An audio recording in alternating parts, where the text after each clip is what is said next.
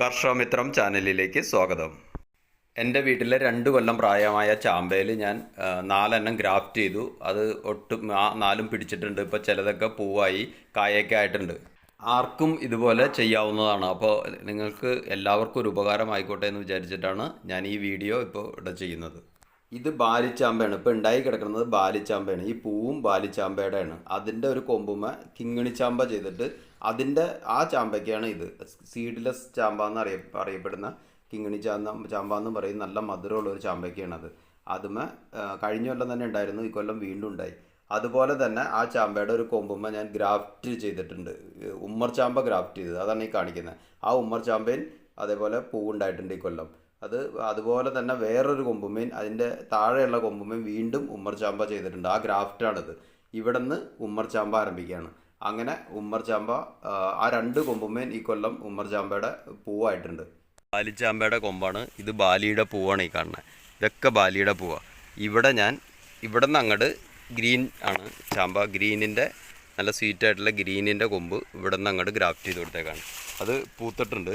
ഇത് ഗ്രീനിൻ്റെ പൂവാണ്. ഇത് സപ്തഗിരിക്കാരുടെ ജംബോ റെഡ് എന്നുള്ള ചാമ്പയാണ്.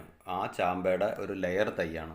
ആ തൈ ഇപ്പോൾ ഒരു ഇത് നന്നായിട്ട് വളർന്ന് ഞാൻ കവറിലാണ് നിർത്തിയേക്കണേ. അപ്പോൾ നല്ല രീതിയിൽ വളർന്ന് വന്നപ്പോൾ അതുമേൻ ഇതുപോലെ തന്നെ പല ഇനം ചാമ്പകൾ ചെയ്തിട്ടുണ്ട്. ഇതൊരു ഗ്രീൻ ചാമ്പയാണ്. ഗ്രീൻ നല്ല സ്വീറ്റായിട്ടുള്ള ഗ്രീൻ ചാമ്പയുടെ ഒരു സയോൺ എടുത്തിട്ട് ഗ്രാഫ്റ്റ് ചെയ്തതാണ്. അത് പൂവുണ്ടായിട്ടുണ്ട്. ഇത് പിങ്കാണ്. കരിമ്പിൻ്റെ ടേസ്റ്റൊക്കെയുള്ള, കരിമ്പ് കഴിക്കണ പോലെ തോന്നും നമുക്ക് കഴിക്കുമ്പോൾ. അതുപോലത്തെ ഒരു ചാമ്പയുടെ പിങ്ക് ചാമ്പ, അതിൻ്റെ ഒരു സയോൺ എടുത്ത് അതുമ്മ തന്നെ ഗ്രാഫ്റ്റ് ചെയ്തു. ഇത് വീണ്ടും ആ ഗ്രീനിൻ്റെ തന്നെ കൊമ്പാണത്. അതുമ്മ ഒരെണ്ണം ഗ്രാഫ്റ്റ് ചെയ്തു. അതിൻ്റെ അടുത്ത് പിങ്ക് ഉണ്ട്, പിങ്കും ഗ്രാഫ്റ്റ് ചെയ്തിട്ടുണ്ട്. പിന്നെ ഒരു റെഡാണ് ഞാൻ അതിൽ ചെയ്തത്, അത് പോയി. അപ്പോൾ ആ റെഡ് ഞാൻ രണ്ടാമത് വീണ്ടും വേറൊരു കൊമ്പുമ്മ ചെയ്ത് പിടിപ്പിച്ചിട്ടുണ്ട്. അതുപോലെ തന്നെ വേറൊരു ടൈപ്പ് ഗ്രീനും ഈ ചാമ്പയമ്മ തന്നെ ഞാൻ ഗ്രാഫ്റ്റ് ചെയ്തിട്ടുണ്ട്.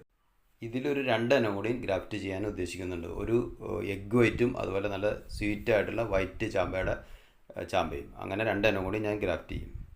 സ്ഥലപരിമിതിയുള്ള ആർക്കും ഒരുപാട് ചാമ്പയൊന്നും നടാൻ പറ്റാത്തവർക്ക് ഇതുപോലെ ഒരു ചാമ്പയിൽ തന്നെ പല ഇനങ്ങൾ നമുക്ക് ഗ്രാഫ്റ്റ് ചെയ്ത് എടുക്കാവുന്നതാണ്. നാരകവും ഓറഞ്ച് ചാമ്പ ഇതൊക്കെ പെട്ടെന്ന് ക്യാച്ച് ചെയ്യും. അപ്പോൾ ആർക്കും വളരെ സിമ്പിളായിട്ട് ഗ്രാഫ്റ്റ് ചെയ്യാം.